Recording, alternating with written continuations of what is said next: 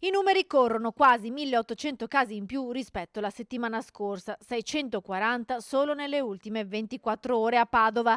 In Veneto le persone positive sono 32.107, esattamente un anno fa erano 59.400 e c'erano le chiusure.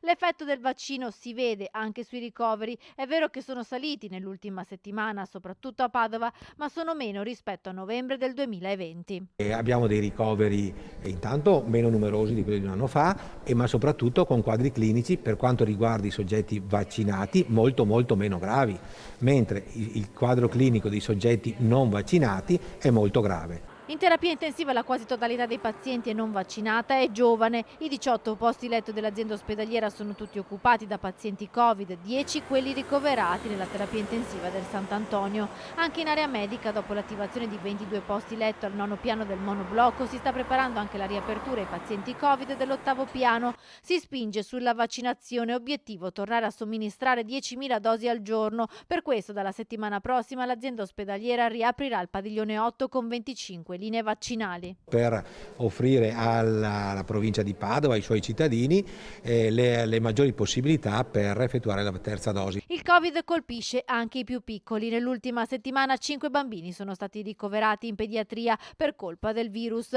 Nel mese di novembre i numeri dei bambini contagiati a Padova rappresenta il 25% dei nuovi casi.